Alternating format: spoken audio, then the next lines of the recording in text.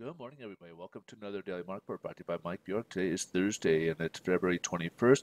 Hope your day is good so far. We got a lot to go over today, so we'll try to jump right into it right now so that way you guys can move on with your day here. But we'll start with the initial jobless claims. The last reporting last week came in at 239,000 people applying for unemployment. Forecast the increase to 229, but came in kind of more than normal levels we've been kind of seeing of late, at 216,000. Now, this is actually an important week for this because this is what they call the sample week, and this is the week that they're going to use towards their calculations of the Bureau of Labor Statistics job numbers. So that could lead to a strong job number for the month of February when we get those numbers in about another, probably about 2 weeks or week. Yeah, probably about a week or two for the Bureau of Labor Statistics for the month of February. So we're prepared for that. Now, this is a index we have been kind of watching carefully because uh, historically, once we've bottomed out on the initial jobless claims and it starts rising, we're pretty much 100% guaranteed to go into a recession, primarily because the first thing that companies do when things slow down is they start cutting jobs. And this is obviously the best indicator in terms of gauging if there's a recession ahead or not.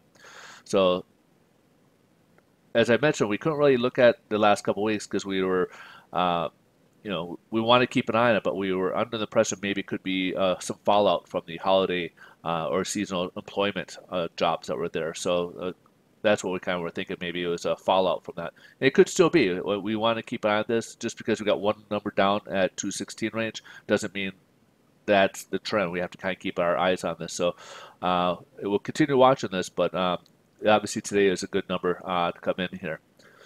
However, we got durable goods orders here for the month of December, and in November it went up 1%. But forecasts were calling for 1.4%, and it did disappoint. And we'll see that in a bit, but it did disappoint. It only came at 1.2%. Now, if you exclude the big ticket items, in November it actually declined by 0.2%, and forecasts had calling for a rise of 0.3% and only rose 0.1%. So this overall, even though it was in positive territory, was a disappointment here for investors. And then we got Philly Fed. This is manufacturing in the Philadelphia region here. So we had a good, decent number here in January at 17, but we contracted for the first time in about 3 years to negative 4.1 on the index here. So anything negative is contraction, anything above is expansion. So in January, it was looking pretty good at 17. But like I said, in February, it contracted, and it's the first time we saw a contraction in that region in about 3 years here. So that, again, that's something we're going to keep our eyes on here if that's going to become, if we're going to see that more frequently or not, as concerns are growing that we're going to be going into recession or economic slowdown here in the near future. Is it going to hit us sooner, or is it going to be coming up down the line there? Let's see this continued here because, whoops, sorry about that. We got also existing home sales for the month of January. So in December, we had 4.99 million annual on an annual pace of sales of 4.99. We figured that would continue in January, but it declined to 4.94. Now, something to keep in mind is that we're talking the holiday season here. So historically speaking, those are typically usually the slowest period. But something else that came up during that period is we had a decline in the stock market at that point. Now, that may be on a lot of people's minds that they're seeing their portfolio drop and may alter their position on any home buying decision here. So that could have an effect on that as well. Now, we have been seeing signs of a heat up in the spring. We're projecting a decent spring here as we're starting to see a little bit more inventory. It's still relatively low, but it is better than what we've been seeing before. And we do still see people out there buying, but it might be at certain type price level points. So the higher end homes might be seeing a little bit longer versus more affordable homes. Um, Leading indicators. This is another data we're going to look at here. And as you saw here, it declined 0.1% in December. Forecast was calling for it to go up in January, whereas it continued that same trend at 0.1% drop here. So this is kind of a sign that indicating that a slowdown in the economic here, U.S. economy here. So that's something we're gonna, it's gonna tie into what we're gonna see here in a little bit. Uh, market manufacturing PMI. So in the manufacturing, as you can see, it dipped a little bit. So on the index, anything above 50 is considered optimism or expansion. So we had a 54.9, but it did drop to 53.7. However, if you look at the services side of the index, the private sector here, output we had went from 54.2 in January up, went up 56.2. So we had kind of mixed data coming out of the markets of PMI here.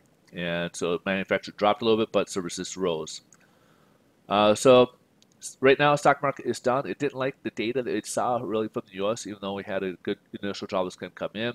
We had some okay numbers that came in, but for the most part, it kind of fed into what we're seeing here. The poor data from Europe and Japan also came in. So that just kind of reinvigorated the concerns that investors have for an economic slowdown on a global level here. We were seeing in China, we were seeing parts of it in Europe, but some more poor data came out, and then saw what ours were, the leading indicators, the Dover goods orders, stuff like that, that came in a bit disappointing. That just kind of fed into it and just added more fuel to the fire, so to speak. Now, we still got U.S.-China trade talks. It looks like it's progressing quite a bit. They're getting down the points, which is kind of good. So it looks like they're kind of getting things lined up, and so at least that's a positive news. But again, the concerns over economic slowdown is kind of taking center stage today here. So it's not only bringing the stock market down, but it's kind of bringing the mortgage-backed securities down. So we're down right now about 16 basis points. Looks like we're starting to hit the test of the 25-day moving average. We do got double layer of support here, and actually almost coming up to a triple level because we got the 50-day moving average, which could lend to more support. We got this Fibonacci level here, which has been pretty strong. So even if we broke below the 25, it kind of helped provide another level of support for mortgage-backed securities here. And as you can see with the stochastic, we're kind of in the middle range here. So we're not in an overbought position. We're not in oversold positions. We're just kind of right in the same range where we should be at. And same thing for yields here. Yields are up. It's testing its 25-day moving average. We're up to about 2.69 right now. And as you can see here, we're in an oversold position, and now it's kind of rising upwards a little bit here, kind of get back to normal levels here. We'll kind of wait and see how it plays out, but the mortgage rates with it being down 16 basis points, it will translate to worse pricing today. So you'll see rates go up slightly here as a result of that. All right, so if anything else pops up, I'll be sure to put on Twitter. You can find me at Mike Bjork if you want to get any updates. Otherwise, you guys have a great rest of your day. Thanks so much for watching. We'll see you guys tomorrow. Bye-bye.